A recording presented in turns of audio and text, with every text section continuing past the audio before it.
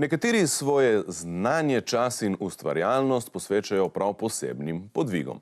V Šmarjah nad Koprom živi in ustvarja Avgust Kocijančič, ki se že več kot pol stoletja ukvarja s predelavo vozil in ohranjanjem tehniške dediščine. V njegovo delavnico se je povabila tudi naša ekipa in posnela naslednjo reportažo. V vasi Šmarji nad Koprom domuje zanimiva tehniška zbirka nenavadnih prevoznih sredstev. To, kar sta bile včeraj veslaški čoln in kolo z motorjem, je po zamisli Avgusta Kocijančiča postal tricikel. To, kar je bila kosilnica in navadno kolo, pa kolo z motorjem.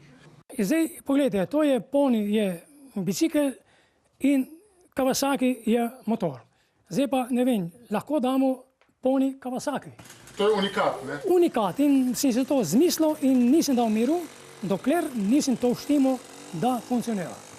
In zdaj sem zadovoljen, ker grem kamor hočem in lepo dela in sem tudi pripeljen domov varno in lepo. Ena od zahtevnejših stvaritev iz domače delavnice predstavlja tale tricikel, narejen iz delov motornega kolesa in Volkswagenovega kombija. Jaz sem ga odrezal, karoserijo, torej školjko proč. To sem odrezal, sem zadržal, ker je menjalnik, motor, diferencial, vse v tem kosu. Od tle naprej sem pa sam to zrihtal. Tale motor je star, danes še gledamo tako doka, 70 do 75 let ima tale motor. In še vedno deluje. Tle je cirka 300 ur dela, zato iz kombija to zrihtal. Da so Avgustove stvaritve še kako žive in uporabne, ni dvoma, saj se z njimi ob posebnih priložnostih odpravi tudi med vaške ulice. To je od enega voziča, ki je tale, oziroma tale prema, tle bi rekli, od enega hrošča Volkswagena. Hrošča Volkswagena sem jaz se spravil skupaj in sem montiral gor na tole nibi frezo. V bistvu iz freze je nastal traktor, če vas pa... Tako, iz freze je nastal traktor. Vozila Avgusta Kocijančiča ali Gušta, kot mu pravijo prijatelji, slovijo po izjemnih konstrukcijskih rešitvah, te v prvi vrsti sledijo potrebi oziroma zadovoljstvu uporabnika. Se vsedem gor, primem za to kljuko, naredim tole, kultivator gre do zemlje in lepo vozim brez nobenega truda. Lahko še zraven še kaj zapoješ. In priješ domov, še boljše, kot si šel doma.